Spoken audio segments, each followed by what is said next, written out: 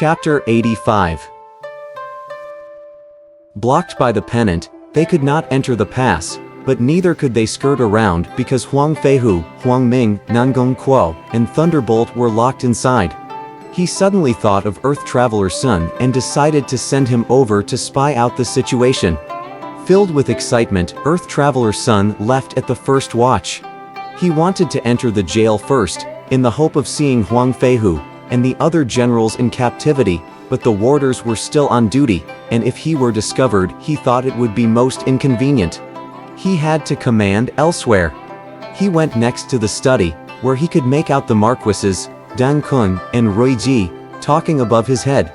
He stopped there under their feet to listen the conversation. After his attendants had left the room, Dang Kun said to Ruiji with a smile, "Dear brother, let's talk freely and openly with one another. What do you think will happen in the near future?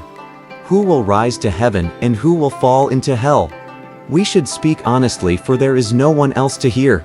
Ruiji replied with a smile, "My dear elder brother, I dare not keep my mouth shut and refuse to answer the questions put before me. But here is my trouble.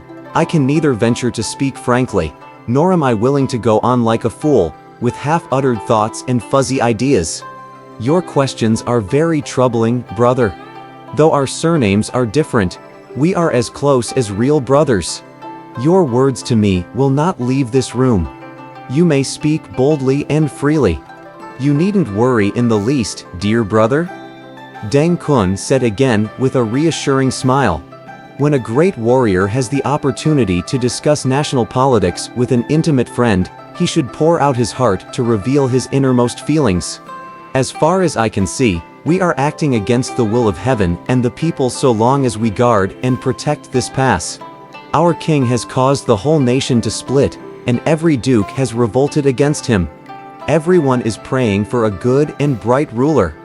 King Wu's kindness and virtue are well known. Jiang Ziya, who is both learned and highly talented, leads an army of brave generals and disciples. It is clear that the Zhou dynasty will soon have its day.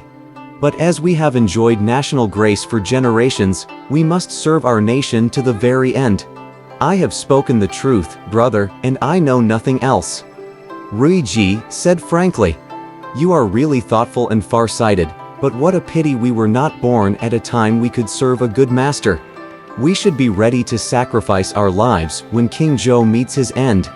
I am ready to go, but you, brother, will have no opportunity to demonstrate your talent before a bright master as you have dreamed." Dang Kun said with a sigh. Ruiji smiled again. "I can see, brother, that you want to join Zhou and would like to know my mind. I have had the same idea for a long time, and if you wish to go, I will follow you, even as your horseboy running along behind." Dang Kun quickly got up to thank Ruiji. He said, "I dare not be disloyal, but fate is so awful to us. We should not die in vain. As an old proverb says, the union of two with one mind is a sharp sword that can cut metal to pieces. Our difficulty now is to find a way out. Do you have any ideas?" Earth Traveler Sun heard all of this. He was glad to get such valuable information and decided to reveal himself to the two marquises. He suddenly popped from the earth and addressed the two. "How do you do? Let me act as your guide to meet King Wu." Seeing their utter astonishment, he continued, "Don't worry, dear marquises.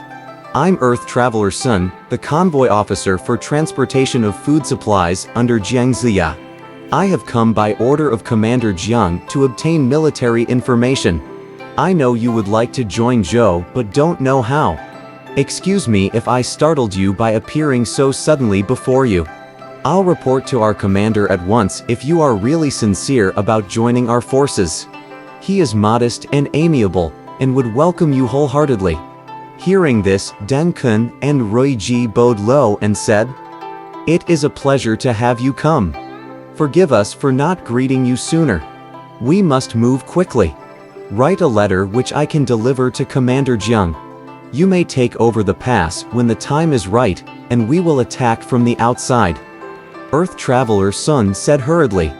When the letter was finished and they bade farewell, Earth Traveler Sun twisted his body into the ground and disappeared. The marquises gasped in astonishment. Earth Traveler Sun returned at the 5th watch and reported everything to Jiang Ziya.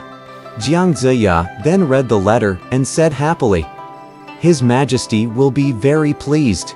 He ordered Earth Traveler Sun to retire and get a good rest. At the military conference the next day, Deng Kun and Rui Ji announced, "By order of His Majesty, we have come to guard this pass.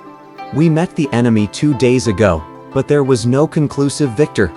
We must win tomorrow so that we may return to Zhaogo victorious."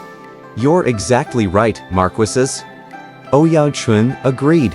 The next day, Deng Kun led his army out of the pass but halted before the white bone pennant. He turned and ordered, "General Bianji, would you please take that pennant away at once?"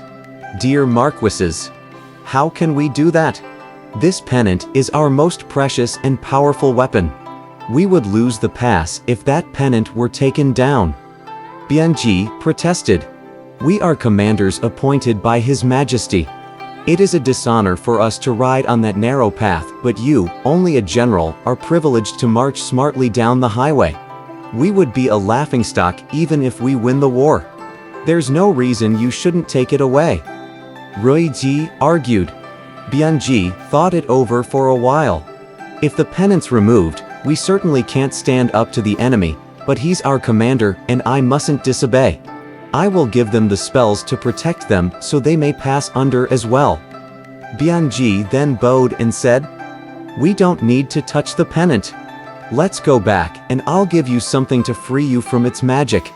Back in the pass, Bianji hurriedly drew spells on 3 sheets of paper and gave one each to Deng Kun, Rui Ji, and Ouyang Chun.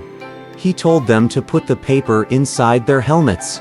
When they were all ready, the 3 commanders rode out again and marched directly under the pennant without a bit of trouble. Reaching the Zhou camp, Deng Kun roared, "We will fight you to the last today." Deng Kun and Rui Ji rushed forward and were met by Huang Fei Biao and Huang Fei Bao. Bianji couldn't hold his patience any longer. "Never mind, marquises. Here I come," he roared. When Wu Ji rushed to meet him, Bianji gave up ground and ran directly toward his pennant, but Wu Ji was careful and did not pursue him. Before long, Jiang Ziya ordered his army to return to camp. He was surprised to see Deng Kun, Rui Ji, and Ouyang Chun riding directly under the pennant, and agreed to send Earth Traveler Sun into the pass a second time to see the 2 marquises. When Earth Traveler Sun popped up before them in the study that night, the 2 marquises said happily, "We were just waiting for you. We induced Bianji to write out the spell for us. Tucked into our helmets, we could ride under the pennant in complete safety. You may take this paper to Commander Jiang. When your troops attack the pass from outside, we'll surprise them from within." Earth Traveler Sun hastily returned to camp and gave Jiang Ziya the sheet of paper with the spell written on it. Jiang looked it over and immediately realized its secret. He ground cinnabar ink and wrote the spell over and over in preparation for the battle ahead. If you want to know what happened next, please read the next chapter.